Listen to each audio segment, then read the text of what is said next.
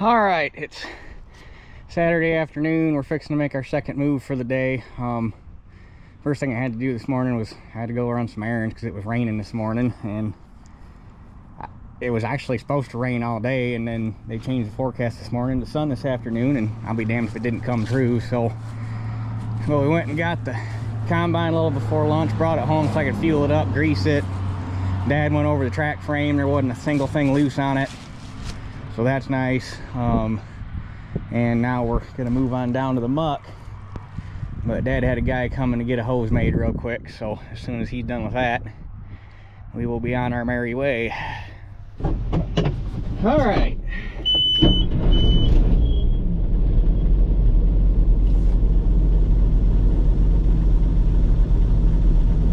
Yeah, I hear ya.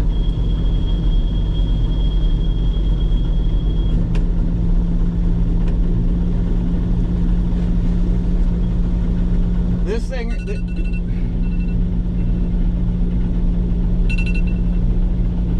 ready? Yeah, go ahead. Riding in this thing is about the most interesting sensation I've ever had. Because you really got no steering feedback to know where you're at.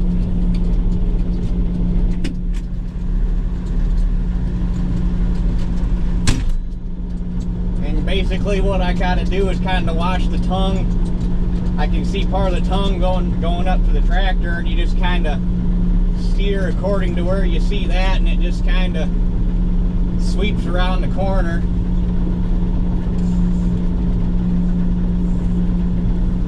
You're plenty good.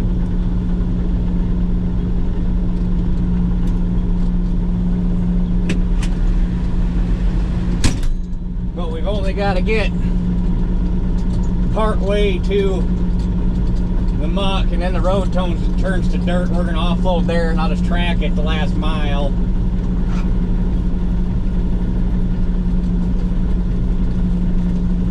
But there's a couple.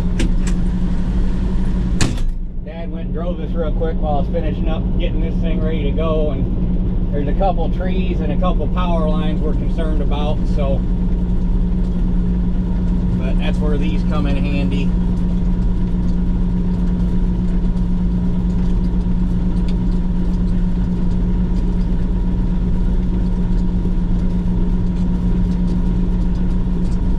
But this feels so weird. You wouldn't think it. You wouldn't think. Well, I mean, yeah, it's.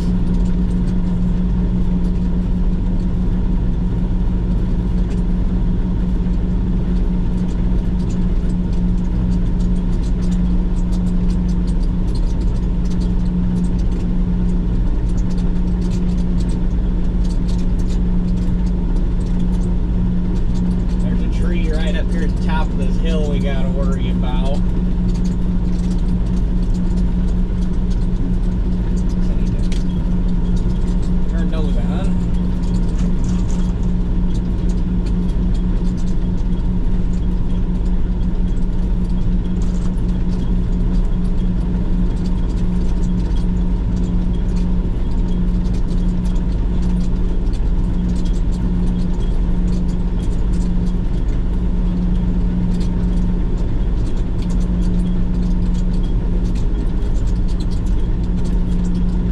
Initially gonna, oh, I guess there's not a tree anymore, they cut it down.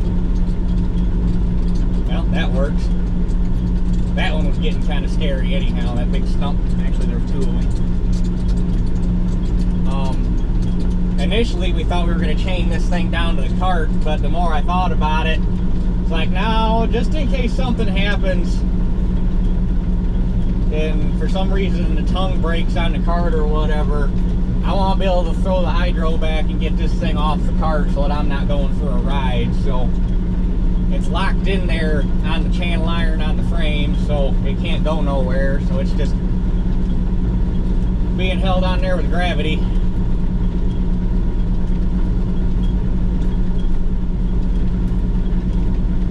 But I got to pay attention to stuff here, so we'll catch you guys at the offload point.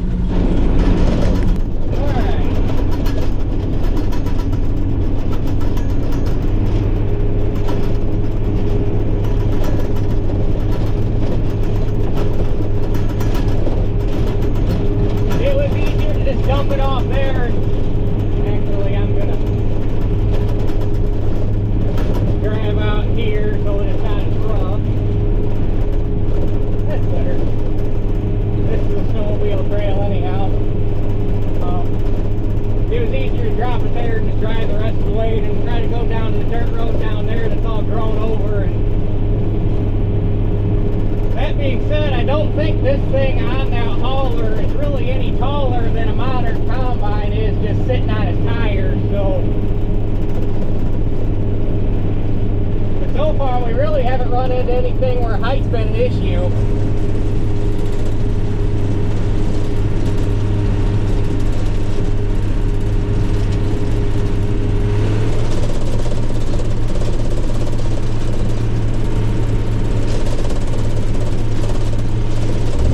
Driving this thing down a hard packed dirt road will rattle your fillings out.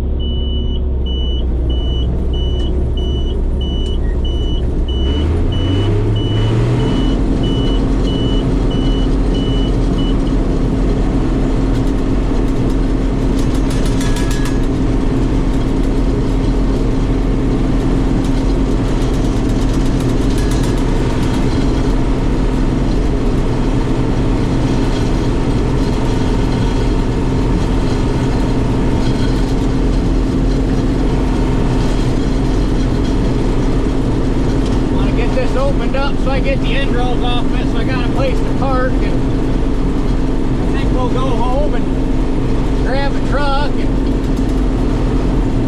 may as well start the shell since the weather's decent.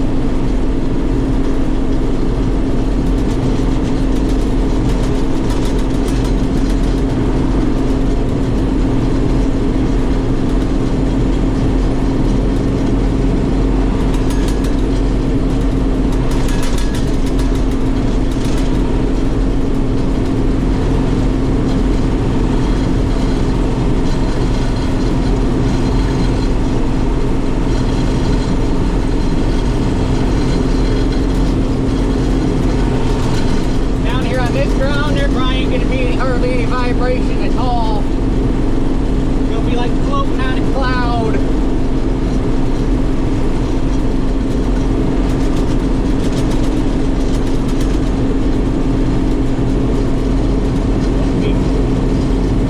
Ran over a little corn here.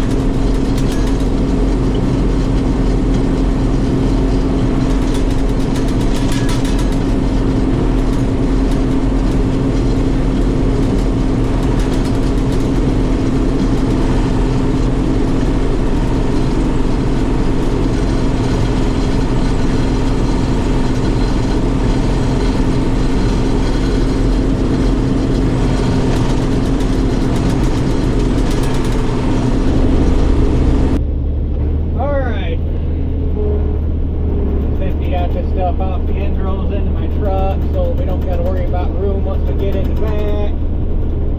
So we got both of our trucks, and I got a semi showing up here in a little bit, so should be at least get 1,600 or so bushel shell tonight. And then if my other buddy comes through, might have 2 more semis, possibly 3 for tomorrow, as long as the snow doesn't screw me over. So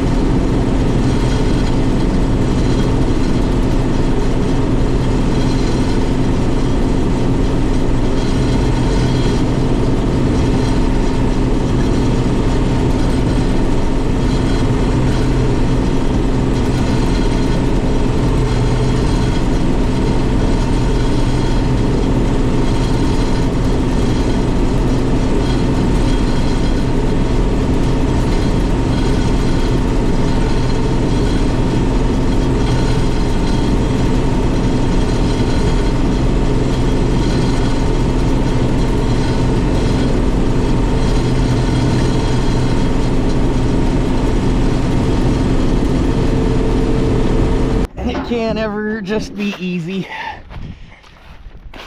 I thought I had a row unit was feeding kind of funny, and I got everything cleared out and got back up here, dumped in the truck, and noticed that these chains were out of time, and this one jumped off the sprocket up there. Sometimes that happens when I get a... Now, normally I've noticed it when it happen when the stalks are kind of tough, so... Which these do appear to be a little tough, the way they're not really breaking up going into the head. And those are still kind of tough. And it's obviously, as you can tell, it's wet. There's a bunch of water standing over in the short rows. You wouldn't be down here with tires right now, that's for sure. But Dad's bringing the other grain truck because mine's already damn near full. And that's got tools in it, so I could throw that chain back on real quick and we can keep on keeping on.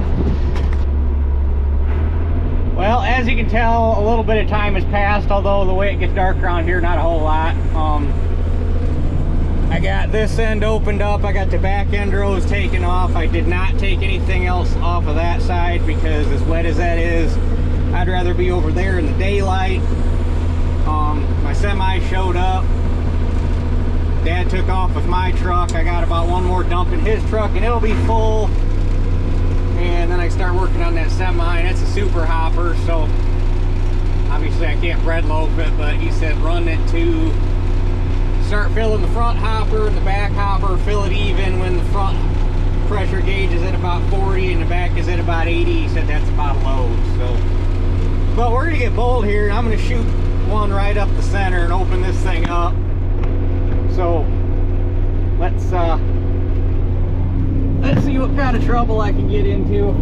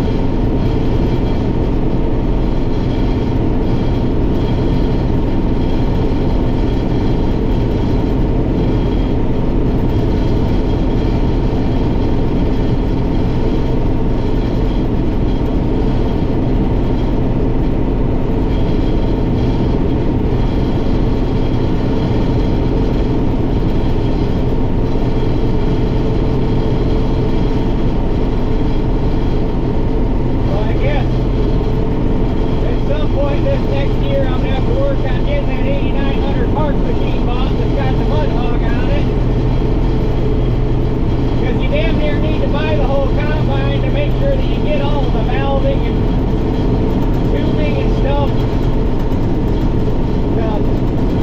So you don't got to make anything or try to figure out what's what. You buy the whole combine and you park the two next to each other and you start swapping parts.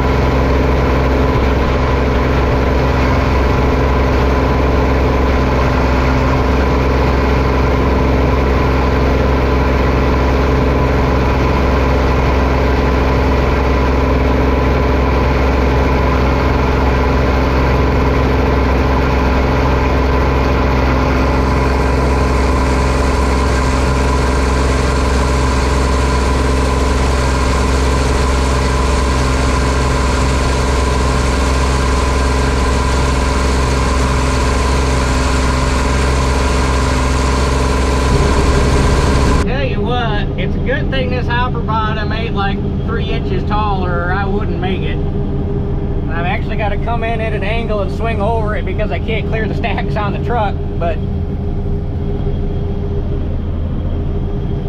it's definitely nice to have, I tell you what. Truck's an International, by the way. I don't know if I told anybody that. I tell you what, them super hoppers just keep going and going and going. But I'm gonna need more corn to fill it, and I got 3 passes left, or a round and a half left up here, so I guess we're gonna go wading in the dark after all, and I'm gonna start empty up here, come back, and then catch one of my rows heading back up the front here. So I know you've been seeing a lot of dark, but when it's dark there ain't a whole lot of like driving on concrete.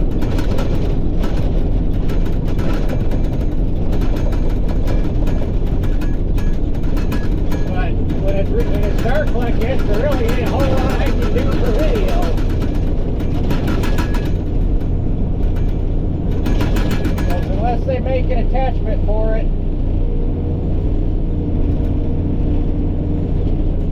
videoing in low light is not a GoPro strong point.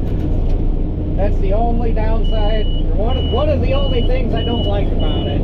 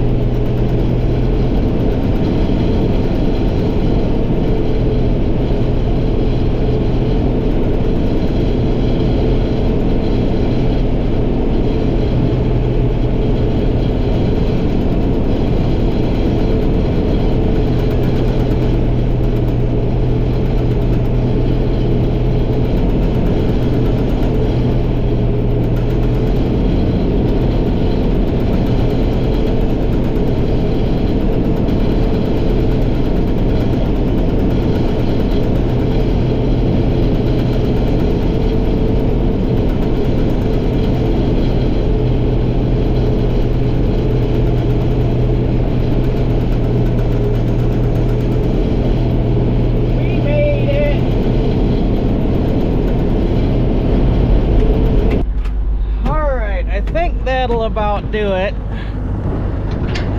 The gauges were pretty close on my last hopper, so I took this one and split the difference between the front and the back.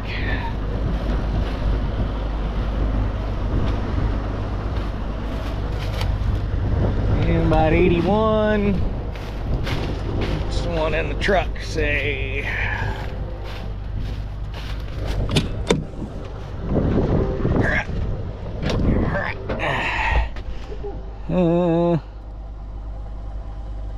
Right around 40, so that's the way he wanted it loaded. That's the way we'll leave it.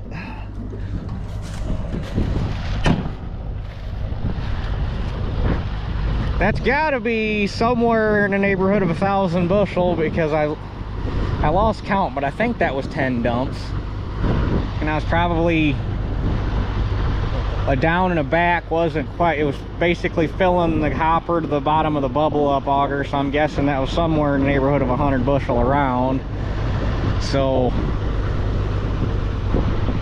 I'm pretty sure it was 10 dumps. Maybe it was only 8. It was 8 or 10, I can't remember, but anyway, it's a fair bit of corn off. That's all the long rows, and then I got all of the end rows off of that side, so all there is a short rows behind the house, but there's still a lot of short rows back there. So if I had 3 semis, I could probably get all this done tomorrow if the weather cooperated, because there's probably about a semi back there, and normally that field down there is good for about 2. At least I guess I've only had semis down there helping me one time. But that one time it was 2 loads off that other field, and it was 2 loads off of this one, and I think I finished up with our grain trucks. So anyhow, guess we can take this thing back and park it behind the house.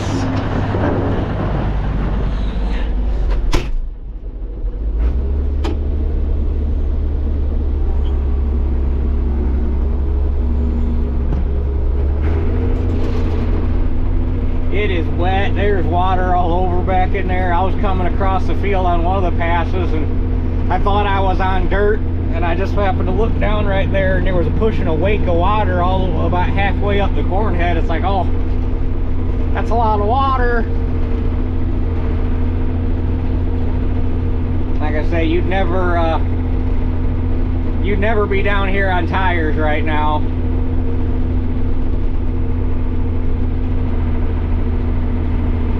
Then you would definitely not be filling the hopper as heavy as I'm filling the hopper if you were down here on tires.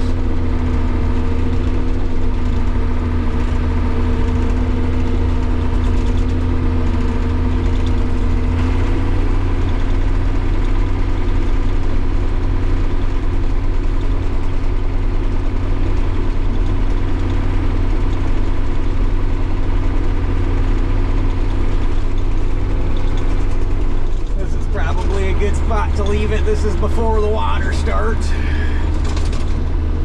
This is kind of a little piece of high ground, so I'm not going to set that all the way down on the ground though. It might seep down overnight, but we'll leave her like that. And I think I'll let this thing sit here and idle for a minute and cool down. I need to get that. I need to see what's wrong with the backlighting in that temp gauge so that I can actually read it while I'm running at night. But anyhow, I guess whether or not this video ends here or keeps going tomorrow is going to depend on what the weather does and what I can come up with for trucks. So, until tomorrow. All right. I got a lot peeled off here for as late as I got started yesterday. Probably, well, obviously probably not going to do anything today. Couldn't come up with any other trucks on such short notice, and it's actually like a nasty misty rain type something going on right now, so I'm sure the stalks are just really nice and tough, which you can see by the way they're not really breaking up through the corn head that they were tough to begin with, so with a little bit of water on them sure ain't gonna help the situation none. But I wanted to run down here real quick, and actually I should grab a rag. I wanted to check the oil in that real quick. As hard as it, I mean, she's a trooper, but as hard as I'm working that thing, I just probably need to be checking the oil more frequently in it than every time I grease it like I normally do. It doesn't really use any oil, but just because of, oh great, now I think that's switching to sleep. Anyway, yeah.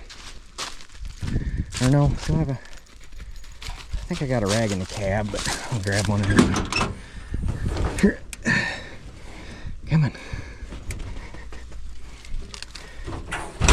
I figured come down and check it out so that everything's good to go for when I get back down here.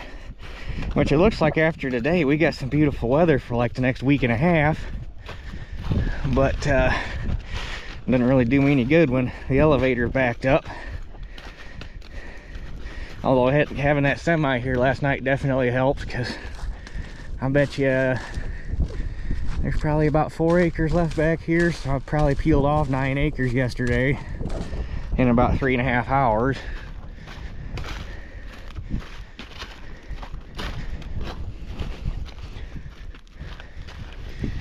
But I'm gonna check this over real quick, and then we're gonna walk around out there just a wee bit and see. I mean, I'm really not, I mean, if this right here is the worst, just tearing it up, I'd say the tracks are doing their job, because like I say, well, you can see right here, you know, tracks are sitting up on top and that wheel's cutting in, but as long as the front stays up, that's where all your weight is anyhow. So anyway, 1 minute. All right, it's all good. So other than cleaning the windows up when I come back down here next time. Oh wow, there is a lot more water here than I thought there was. It didn't look that bad in the dark. Oh, Teeter, why did you do that? You got to get back in the truck. Oh boy. But there's hardly any ruts there.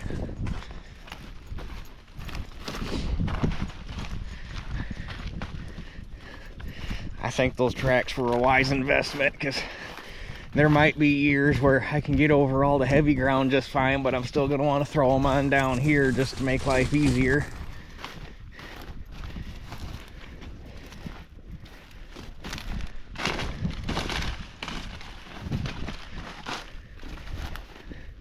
I mean, I'm tearing it up a little bit, but I've definitely done it a lot worse down here with the tires on, so. And as mushy as this is, I don't think I'd be getting across it with tires right now. If I was, I wouldn't be doing it at near the speed that I am with them tracks on.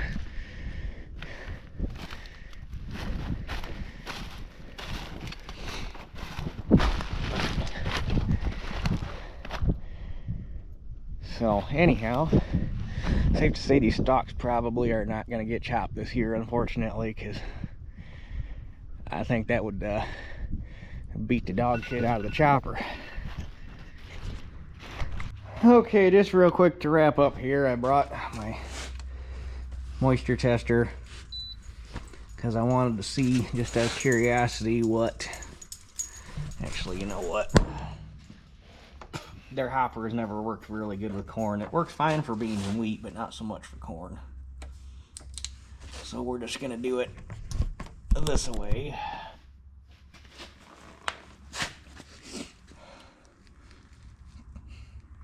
This corn was up over 30 still at the beginning of October.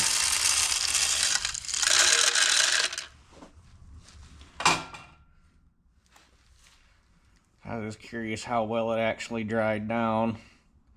My uncle's is the one that I'm gonna be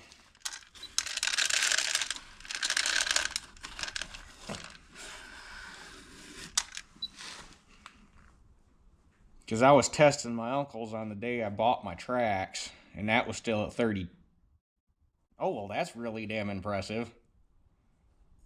That's really impressive. That's one heck of a dry down. 18.9.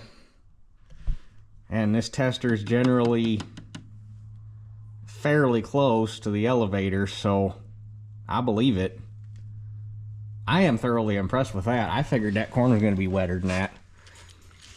So, what was that?